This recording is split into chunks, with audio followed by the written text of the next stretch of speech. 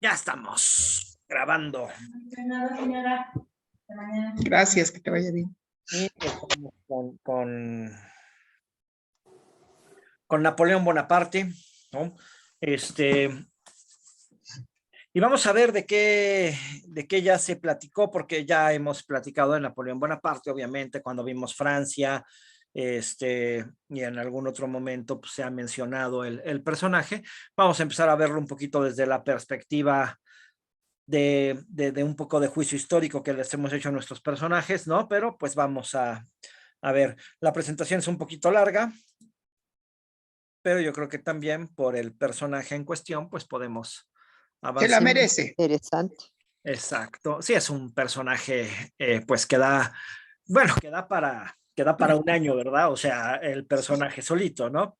Entonces, Sí. pues sí, lo más resumido de él, ¿no? Como dato curioso, dicen algunos historiadores que Napoleón de lo que más orgulloso se sentía es de su código civil, del código napoleónico, ¿no? De hecho, dice, ¿Así? mi verdadera gloria no está en haber ganado 40 batallas. Waterloo eclipsará el recuerdo de tantas victorias. Muy Lo que no se cierto. ha borrado, lo que vivirá eternamente es mi código civil, Cierto. ¿no? Y efectivamente, ¿no? Pues es pues es lo más patente de todo lo que haya hecho Napoleón Bonaparte, y efectivamente todo parece indicar que es lo que vivirá para siempre. Por lo menos es lo que sigue vivo aún, ¿no? Así es, así es. Código napoleónico. También decía Napoleón, por cierto, que solo una batalla era importante en la historia de un general, la última. Qué triste que haya sido la que perdió. Porque es que por eso es la última. O sea, al final del día, o ganaste o perdiste, ¿no? No importa cuántas batallas hayas ganado. Si perdió la última y fue derrotado, finalmente fue derrotado, ¿no? Pero bueno, pues sí, eso parece ser que su más grande logro probablemente sea el haber hecho un código de leyes. Claro, es un personaje que ha sido, de hecho, es un personaje bien polémico en la historia porque tiene o grandes admiradores o grandes odiadores, ¿no? Es uno de estos personajes que levanta Levanta vuelo. O sea, hay quien lo considera lo más grande que ha existido en la historia, un personaje digno de toda admiración, y hay quien lo considera un tirano terrorífico, ¿no? Bueno, hasta el anticristo por ahí hay quien lo considera, ¿no? Ajá. Bueno, la Iglesia Rusa Ortodoxa, por cierto, lo calificó como tal. Básicamente, durante un poquito más de una década, pues controló prácticamente toda Europa occidental y central, ¿no? A partir de guerras, conquistas, alianzas, pues Europa vivió a su sombra durante un muy buen rato, por lo menos de 1804 a 1820, a 1821 muere Napoleón, pero bueno, por lo menos de 1804 a 1800, ¿cuándo fue derrotado en Waterloo? A 1815, pues Europa vivió bajo sus ideas, y él en cierta manera pues controló a toda Europa, ¿no? Decíamos a partir de guerras, a partir de alianzas. Ana María no puede entrar al Zoom. Caray.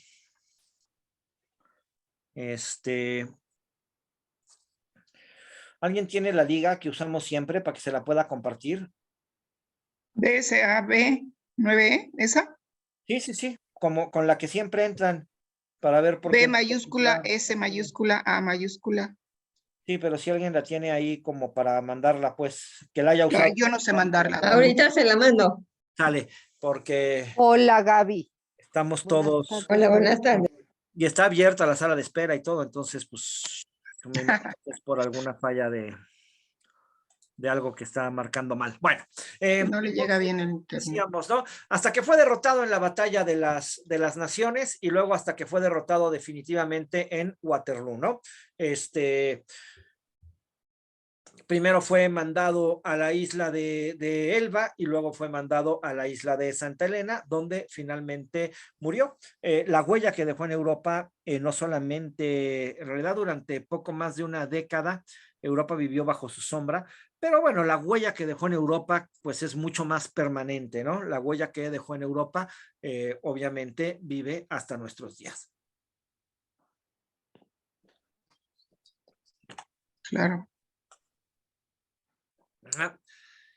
Es considerado, ahí sí da igual si lo admiran o si lo odian, es considerado uno de los más grandes genios militares de la historia.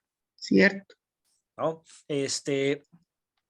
Tanto los que lo consideran un dictador tirano como los que lo consideran un gran personaje por otros motivos que vamos a ver, al final del día es uno de los más grandes genios militares de la historia. Comandó campañas bélicas muy exitosas. También tuvo derrotas estrepitosas. Obviamente no todas sus batallas las ganó. De casi todas las derrotas se levantó, pero bueno, pues de la última ya no hubo maneras, ¿no? A través de guerras, de guerras agresivas, de conquistas, ¿no? Pues logró las operaciones militares más grandes vistas antes de su época, ¿no? Hasta antes de Napoleón, pues nunca en Europa se habían movilizado ejércitos de esas magnitudes y nunca se habían movilizado ejércitos a esas distancias, ¿no? Se involucraron un número de soldados nunca visto antes de esa época. Claro, después sí, ¿verdad? Después tenemos la Primera Guerra Mundial y la Segunda Guerra Mundial que movilizan todavía muchísima más gente, muchísimo más armamento.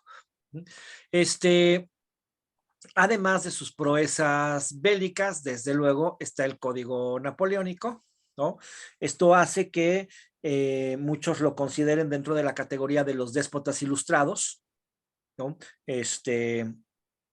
¿Sí? Los déspotas ilustrados, el despotismo ilustrado es esta ideología que dice todo para el pueblo, pero sin el pueblo, ¿no? O sea, gobiernan para el pueblo, creen en un gobierno que debe de ser benéfico para la mayoría, pero creen al mismo tiempo que el pueblo no está capacitado para saber qué le conviene, ¿no? Entonces, por eso es esta ideología del despotismo ilustrado, todo para el pueblo, pero sin el pueblo. O sea, bueno, vamos a gobernar por el bien del pueblo, pero no le vamos a preguntar al pueblo si está de acuerdo o no, porque pues nosotros estamos haciendo lo que el pueblo necesita, ¿no? Definitivamente su código es muy, muy pro gente, muy pro igualdad, muy en búsqueda de libertad, de libertades básicas, aunque pues claramente con estudiarlo tantito nos damos cuenta de que en la democracia no creía. Y pues aunque unos lo catalogan dentro de esta categoría de los déspotas ilustrados, otros pues lo estiman simplemente como un dictador tiránico cuyas guerras causaron la muerte de muchos millones de personas. Yo creo que si analizamos la historia, probablemente las dos cosas sean ciertas, ¿no? O sea, fue un tipo que sumió a Europa en unas guerras tremendas y sí, en donde murieron millones de personas, pero también es un déspota ilustrado, también es un personaje que llevó leyes, ¿no? Y pues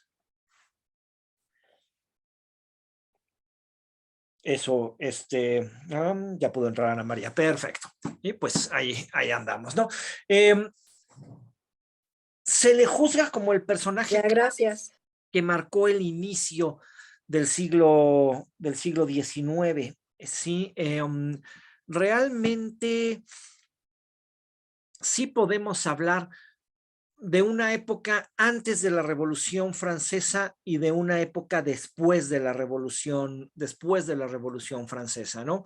No sé si necesariamente antes de Napoleón Bonaparte y después de Napoleón Bonaparte, pero bueno, claro, pues, pues al final del día Napoleón Bonaparte es lo último de la Revolución Francesa, ¿no? Y después de la caída de Napoleón Bonaparte, nunca más fue posible regresar a los regímenes antiguos, ya no fue posible regresar a buscar una monarquía absolutista, el derecho divino ya no funcionó, aunque obvio que los reyes hicieron todo lo imposible por lograrlo, ¿no? Pero en realidad pues ya no hubo para atrás. Entonces, pues sí, marcó el inicio del siglo XIX y todos los cambios que vendrán a posteriori. Sus soldados lo llamaban el pequeño cabo, mientras que los británicos y las monarquías europeas pues lo llamaban el tirano Bonaparte, el ogro de Ajaccio, el usurpador universal y ese tipo de títulos.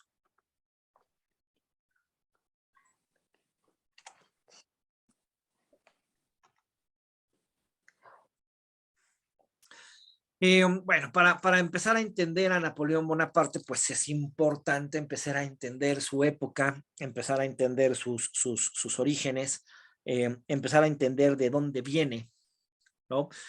Y cuáles son las circunstancias de su nacimiento, de su niñez y de su juventud, ¿sí? Porque de entrada Napoleón no es un francés. Napoleón es un corso, ¿no?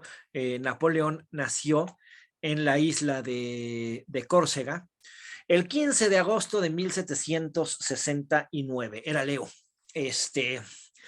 Y es hijo de Carlos Bonaparte y de Leticia Ramolino.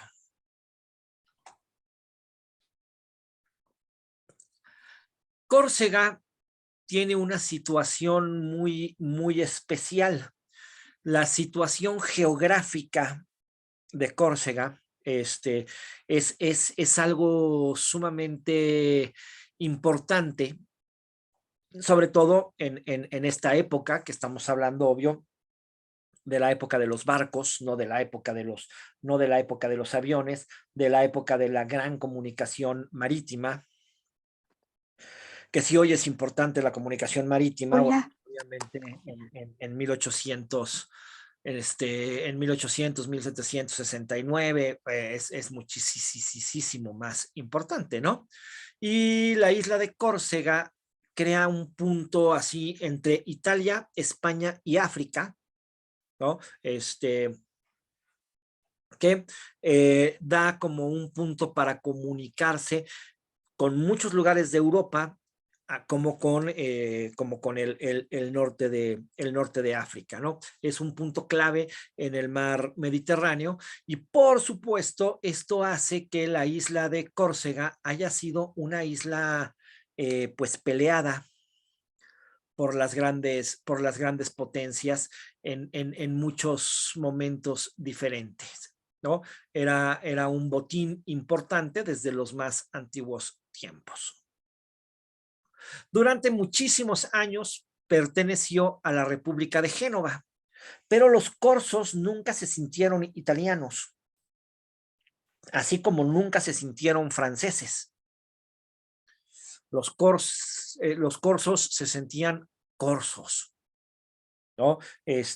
Y siempre fueron personajes que buscaron la independencia de su isla, ¿no? Entonces, sí, desde 1284 pertenecía a la República de Génova, pero siempre hubo levantamientos, siempre hubo conflictos internos, siempre hubo una serie de situaciones, que la hacían pues un botín importante, pero complicado, ¿no? El carácter de los corsos no ayudaba en mucho. Hoy le pertenece a Francia. Y parece que los corsos ya son felices franceses, por lo menos hace mucho que no oímos de conflictos, levantamientos o ideas independentistas, ¿no? Entonces, parece que ya son felices franceses los corsos, pero perteneció a Génova, perteneció a Francia, perteneció a Gran Bretaña, ¿no?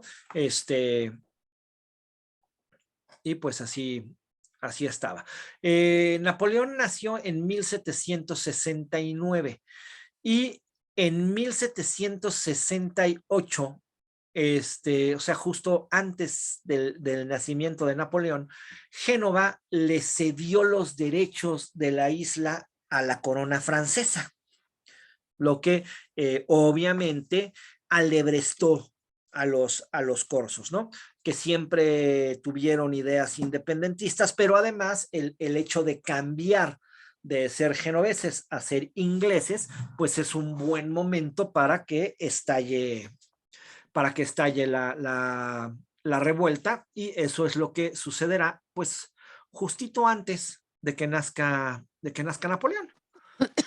¿Sí? 1768, Génova le cede la isla a los franceses, y esto, pues obvio, nos trae una serie de conflictos y una serie de revueltas, ¿no? Vean dónde está Córcega, ¿no? Entonces, pues era un punto súper estratégico, ¿no?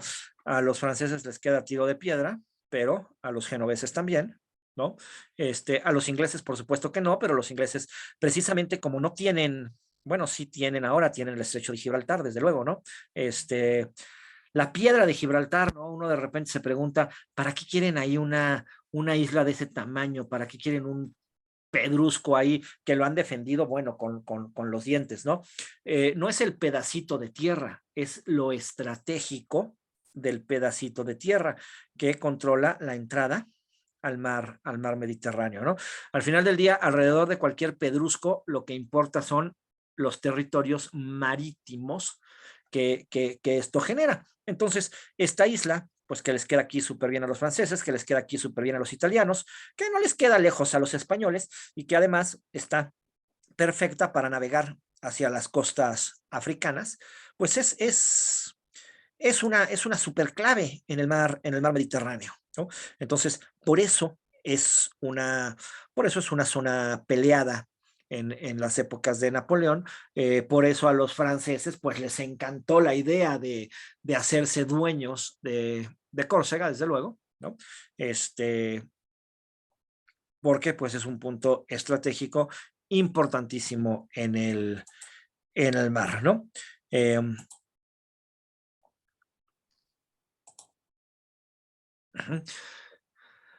La familia Bonaparte pertenecía a la pequeña nobleza italiana. Corsos, ¿no? Pero asociados con la pequeña nobleza italiana. El hecho de que la isla sea cedida a los franceses definitivamente no es nada bueno para la familia Bonaparte, ¿no?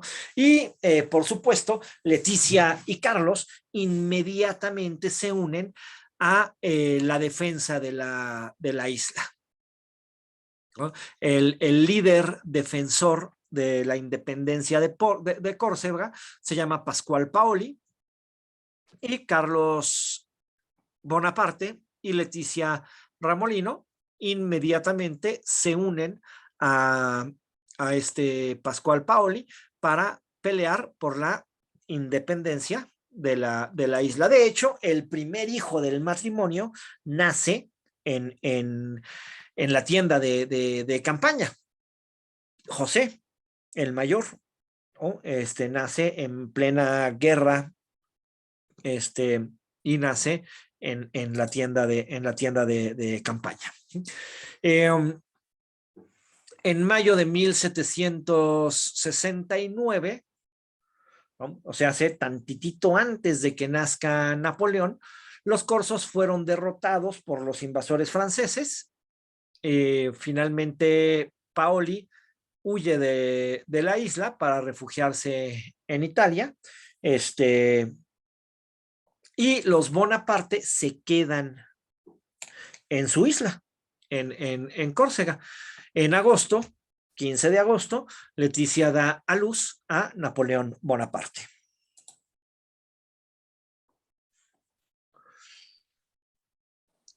Después de las guerras, Carlos Bonaparte se queda a vivir en la isla de Córcega, pero vivirá en una situación bastante precaria. No hay dinero, ¿sí? Acuérdense que ser noble no es sinónimo de ser rico. Los nobles tenían posesión de ciertas tierras y demás, y las familias nobles menores pues tenían tierritas que no necesariamente les daban para vivir. Y ya para los años 1700, pues sí, el poderío de la nobleza es escasón, ¿no? Y además, digo, ellos pertenecían a la nobleza italiana, a la nobleza de Génova, y pues ya la isla había pasado a ser francesa y además Carlos Bonaparte había peleado en contra de los franceses, ¿no? Entonces, hay muchas razones para que su situación económica sea precaria, ¿no? Carlos Bonaparte estudiaba, pero pues, finalmente cuando nace su segundo hijo, abandona los estudios para dedicarse, pues como se pueda, a la manutención de su familia. Finalmente, la monarquía francesa pacta con los nobles italianos, ¿no? Para reconocerles títulos y demás y tener menos levantamiento en las islas, en los territorios dominados. Y esto pues le consiguió a Carlos algunos puestos al servicio de la monarquía francesa, pero puestos menores, ¿no? Puestos menores y pues no hay pues no hay un crecimiento económico importante. No es que la familia Bonaparte pase hambre, pero pues tampoco vive con la menor comodidad, ¿no? O sea, viven con lo básico necesario, ¿sí? Además, pues, como no había ni televisión ni anticonceptivos, la familia crece a prisa, ¿no? Y pues ahí está toda la familia Bonaparte, ¿no? José nace en 1768, Napoleón nace en 1769, Lucien, que nace en 1775, Elisa en 1777, Luis en 1778, Paulina en 1780, Carolina en 1782 y Jerónimo en 1784. ¿No? Muchos hijos y obviamente, bueno, pues bastante seguiditos, como era la lógica de su época, ¿no? Y todos sobreviven además, porque otra lógica de la época era que se morían muchos, pero pues aquí todos sobreviven. Entonces esta familia, pues tiene muchos hijos en un momento determinado, con pues todos dependientes, obviamente, de su familia, pues va a pasar cierta austeridad.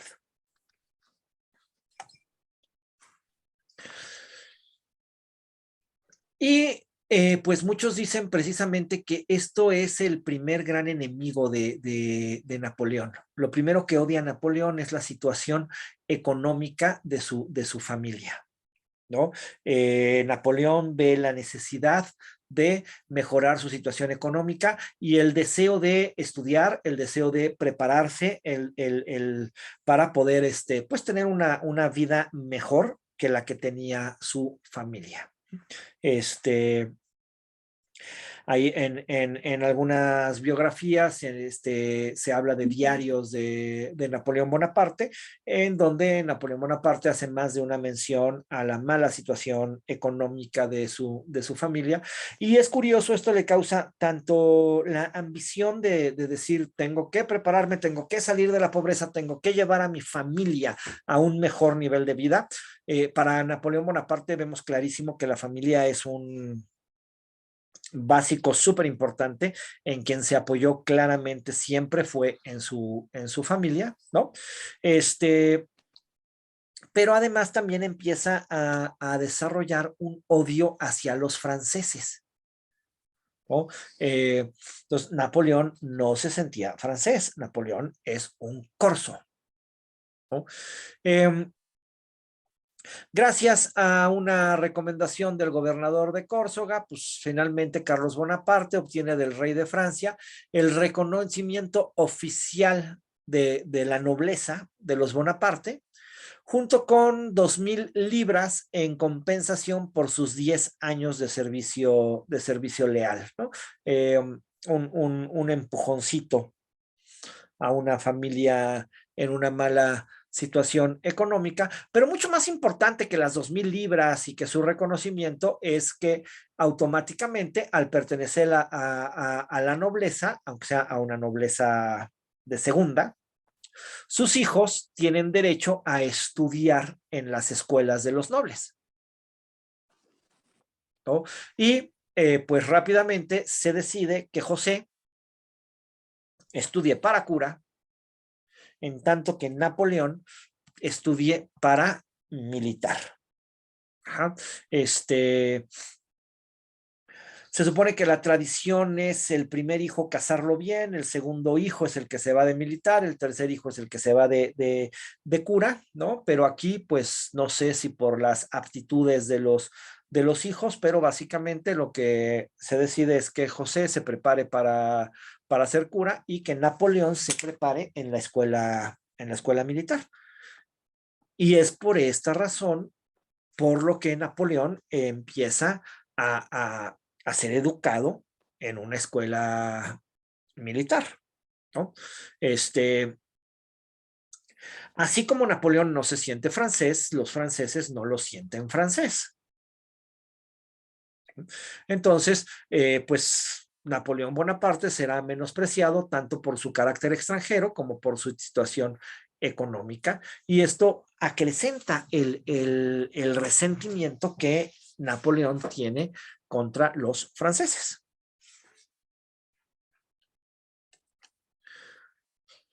Sin embargo, está estudiando una carrera militar, está estudiando en Francia y obviamente esto terminará por llevarlo a formar parte del ejército francés, ¿verdad? Que es donde pues obvio Napoleón empezará a trabajar. Continuó sus estudios, personaje disciplinado definitivamente, y al término de sus estudios tiene el rango de subteniente. Como subteniente, su primer puesto militar es en Valencia, en donde pues no hay ninguna acción militar importante. Entonces, pues básicamente nada más pues está ahí esperando, pero sin ninguna acción militar importante. Y a falta de alguna situación militar importante, Napoleón se dedica mucho a la lectura, al estudio, y leerá mucha filosofía, desde Platón hasta Rousseau, identificándose definitivamente con el pensamiento liberal que empezaba a germinarse por toda Europa, ¿no?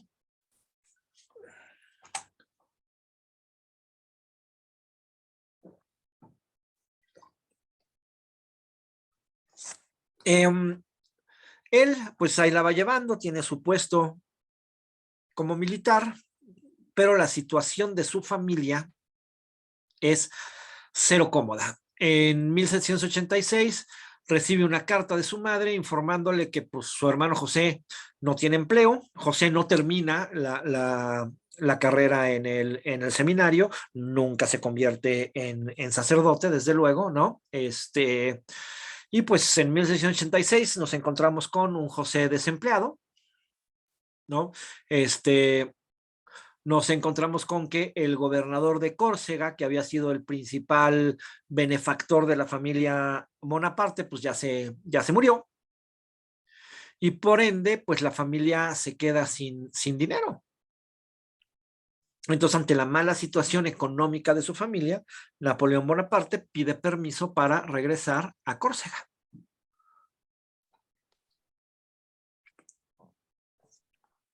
Ahí escribe en su diario: ah, franceses, no solamente nos priváis del mayor bien, sino que encima corrompéis nuestras costumbres, y ver a mi patria en esta situación sin poder socorrerla, razón por sí sola para huir de una vida en que tengo que alabar a los que odio.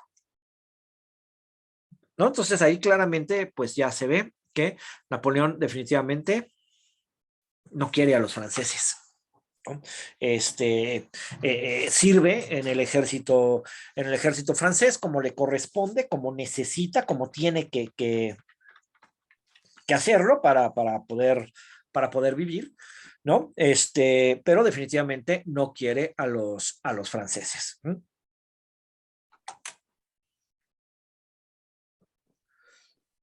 Cuando finalmente estalla la Revolución Francesa, Napoleón tiene 20 años. Es junio de 1789, ¿no? Y Napoleón va a empezar a ver el momento de la venganza, el momento, a partir de que estalla la Revolución Francesa, el interés de Napoleón es trasladar la revolución a la isla de Córcega y a través de esto conseguir la independencia de Córcega. Realmente hacia allá es hacia donde quiere enfocar sus esfuerzos Napoleón. Ahora, en un primer momento, cuando la revolución estalla, Napoleón pertenece al ejército francés, o sea, a los ejércitos del rey. ¿Sí? Y en un primer momento a Napoleón le va a tocar pelear contra los revolucionarios. Pero en cuanto ve la posibilidad, en cuanto ve la situación de una Francia levantada en revolución después de la toma de la Bastilla, sobre la toma de la Bastilla también Napoleón escribe que que Luis XVI no tuvo los pantalones necesarios para disparar contra el pueblo si era necesario y para acribillar al pueblo si era necesario, y que eso es lo que le llevó a perder el control de las calles. ¿Ah? Pero ya inmediatamente empieza a entablar una comunicación con Paoli, precisamente diciéndole, pues la revolución estalló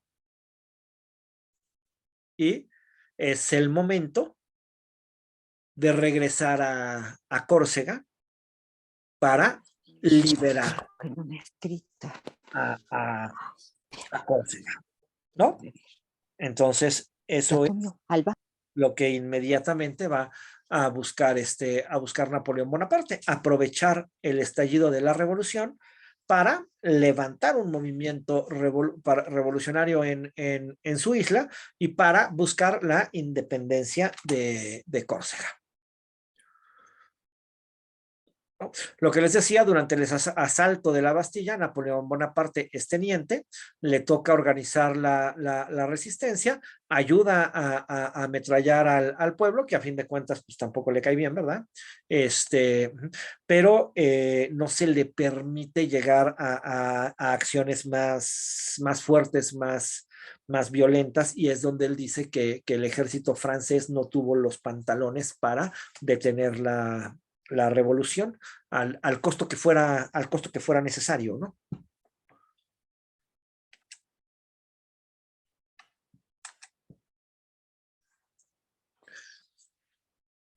Finalmente, Napoleón consigue un permiso para embarcarse a su isla, ¿no? Y pues su idea es, como ya dije, trasladar la revolución, levantar a su isla en armas y poder conseguir la independencia. Recorre las calles de Córcega reuniendo una gran muchedumbre para pelear por la independencia, pero cuando llegan las tropas regulares del ejército francés, los revolucionarios corsos inmediatamente se disuelven, huyen y pues se queda sin ejército levantado. Y bueno, pues claro, pierden la batalla, el conato de independentista es rápidamente derrotado, ¿no? El último intento va a ser, pues, tratar de conseguirlo por la buena. Precisamente, bueno, pues, triunfó la Revolución Francesa, esta revolución que habla de libertad, esta revolución que habla que se levantó contra los reyes, pues, y demás, y Napoleón ve como una oportunidad de decir, bueno, pues vamos a pedirle al nuevo gobierno francés, un gobierno que supuestamente defiende las libertades, pues vamos a solicitarle la independencia de la isla, ¿no? Se organiza un movimiento dentro de Córcega para tratar de pedir, de solicitar al nuevo gobierno la independencia de la isla, pero por supuesto que la respuesta del nuevo gobierno es que pues no. Y por el contrario, rápido, Córcega es nombrado provincia francesa. ¿No? Y pues no hubo independencia de la isla.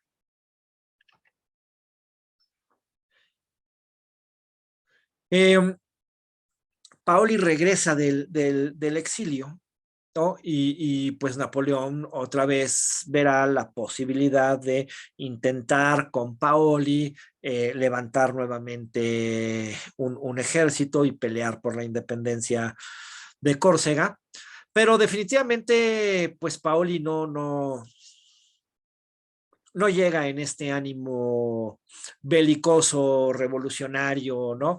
Más bien lo encuentra prudente, político, cero marcial, ¿no? De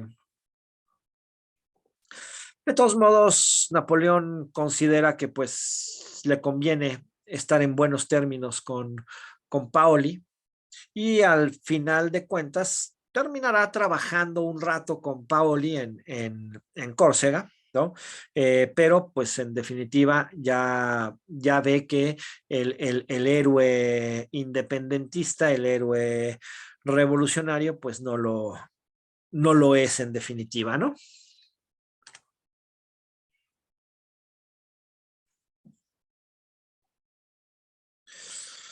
Parece que me congelé. ¿Se congeló el audio también o nada más la imagen?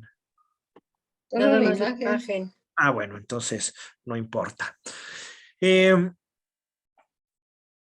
Logra quedarse un tiempo en Córcega, pero bueno, finalmente termina su licencia y pues tiene que regresar a Francia, ¿no? Regresa terriblemente decepcionado de Paoli, regresa decepcionado de la falta de patriotas aguerridos, ¿no? Y pues esto ya le hace pensar que, bueno, pues no tiene ningún caso renunciar a su carrera. Entonces decidirá pues seguir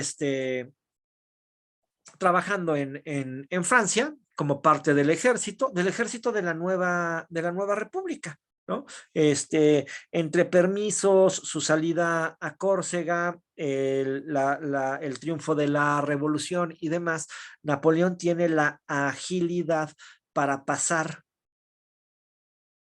de formar parte del ejército realista francés a ser aceptado por el ejército por el ejército de la República Francesa.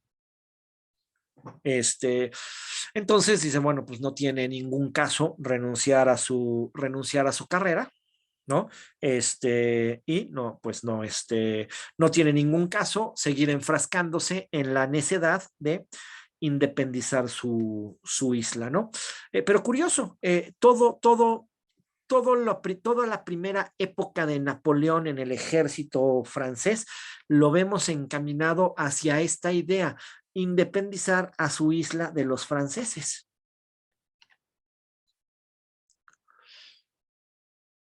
Su tercera oportunidad va a surgir tras el intento de fuga de Luis XVI, cuando la revolución triunfa definitivamente y llegan rumores de que hay nuevos levantamientos en la isla. Napoleón regresa una vez más, ¿no? En 1792 se inicia la guerra civil en Córcega. Napoleón queda al frente de un batallón, intenta apoderarse de la isla, pero una vez más fracasan y es inmediatamente acusado de rebelión.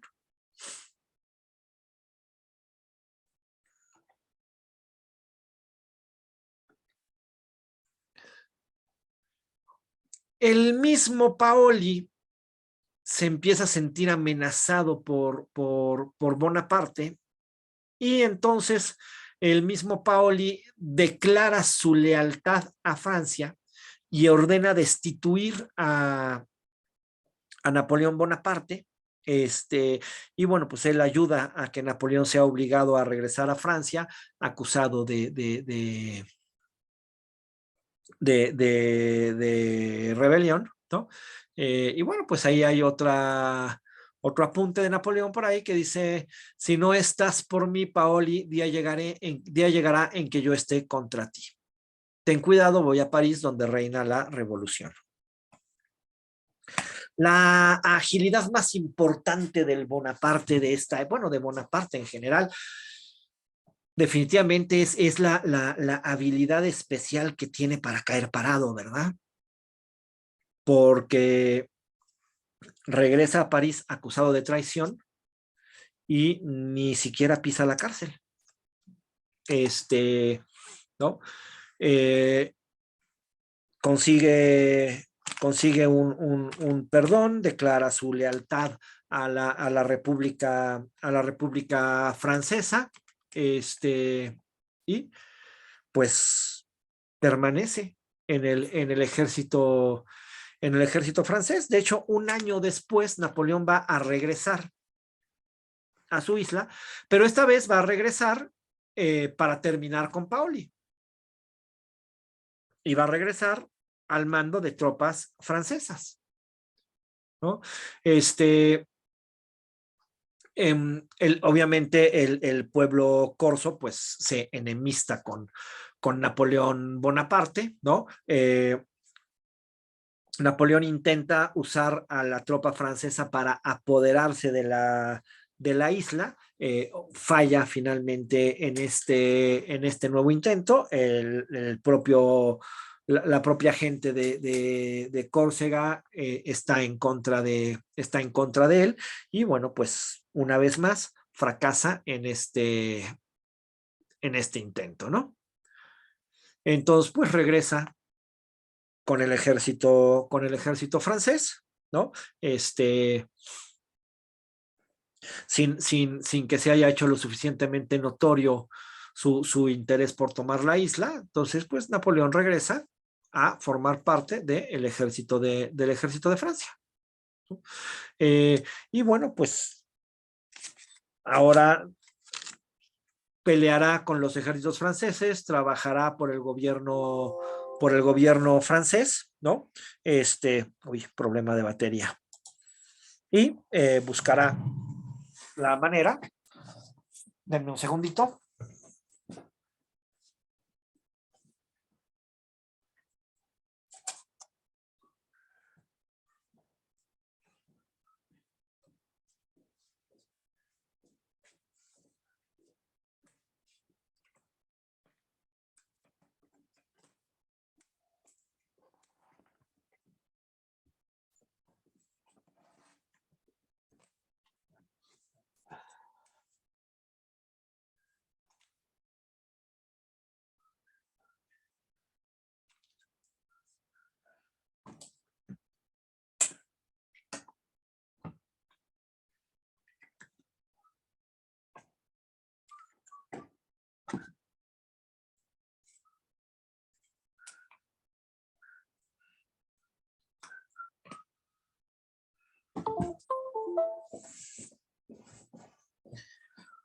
Vamos a ver, espero que no nos apaguemos de repente.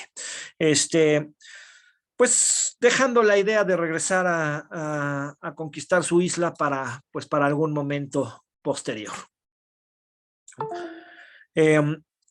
Odiando a los franceses y odiado por su propio pueblo, el mismo Napoleón escribe a sus 23 años que pues goza de la libertad de aquel que en cualquier lugar se encuentra como en su patria, pues en realidad no pertenece a ninguna.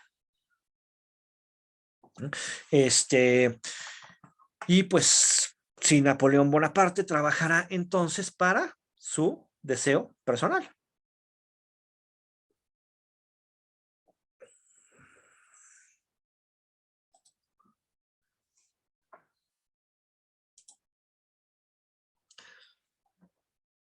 Al poquito tiempo de haber regresado a París, la revolución sufre un revés importante. En Tolón, precisamente, donde de suerte estaba Napoleón y donde Napoleón es presentado al general a cargo de la defensa y se le permite manejar la estrategia de defensa. ¿Qué había pasado? Había pasado que un grupo de personajes de Tolón, temerosos ante la dictadura de Robespierre, le habían entregado la flota a los ingleses. Y los ingleses pues se habían comprometido obviamente a protegerlos, ¿no? Y entonces Tolón está amenazado por la flota inglesa y no tiene una flota para defenderse. ¿Sí? Y pues está en un peligro inminente de ser tomada, ¿no? Napoleón tiene la oportunidad de presentar un plan y gracias a su estrategia, Tolón es recuperado y los ingleses son expulsados. En realidad, la estrategia de Napoleón consistió básicamente en pasar los cañones al otro lado de las murallas y disparar desde una mejor distancia, ¿no? Incluso cuando dijeron, pues sí, pero nos quedamos sin defensa, la respuesta es: su nueva defensa es el patriotismo. Entonces se dispara desde delante de las murallas y pues esto hace que puedan hundir a muchos barcos ingleses, pero desde luego poniendo a sus cañoneros en un peligro muchísimo más grave, ¿no? Y este triunfo iniciará la gloria de Napoleón. Este es el primer momento en el que Napoleón es visto como un estratega importante, y pues empezará a crecer en el ejército de la revolución.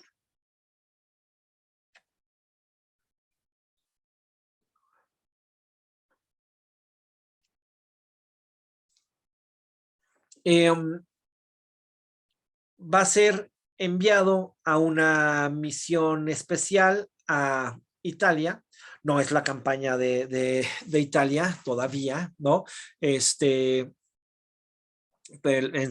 una de sus primeras misiones militares, todavía no como un personaje de alto rango, ni mucho menos. Va un rato a Italia y en lo que Napoleón está en Italia, Robespierre cae. Por lo que cuando Napoleón regresa de Italia es inmediatamente apresado. No sabe ni por qué, ni qué pasó, pero básicamente lo que pasó es que Robespierre cayó y que ahora pues todos los que trabajaron de una u otra manera para Robespierre son sospechosos de traición a la revolución, ¿no? Su detención solamente dura 15 días, sale libre, no hay ninguna prueba que lo vincule directamente con Robespierre, y finalmente sale también bien librado de aquí, pero esta es la primera vez en la que su carrera pues se ve frenada, ¿no? Tiene que, pues, tiene que volver a mostrar su valía para el ejército francés, aunque no haya habido una prueba vinculante con Robespierre, pues es parte de la gente de Robespierre. Él inició su ascenso en la dictadura. No es que él haya sido un amigo personal de Robespierre ni nada por el estilo, desde luego, ¿verdad? Pero pues pues no será ya de los personajes favoritos de la política francesa. Hasta el 5 de octubre de 1795, cuando nuevamente haya una insurrección de realistas moderados en París, y estos personajes salgan a tomar las calles de París y nadie se atreva a tomar el mando de las tropas de la ciudad. Finalmente Bonaparte dice, yo paro el problema, nada más no me pregunten, ¿verdad? Ajá. Y pues lo que hace es él, con ayuda de Murat precisamente, se apoderan de varios cañones y pues en un solo día terminan con la insurrección. Si hacía algunos años Napoleón se había burlado de la cobardía de Luis XVI, que no se atreve a disparar contra el pueblo, ahora demostraba que él sí se atreve a disparar contra la muchedumbre sin ningún problema. La insurrección fue acribillada y pues claro, se acabó la insurrección, ¿no? Seguimos teniendo problemas de batería. Denme un segundito. Voy a pausar la grabación.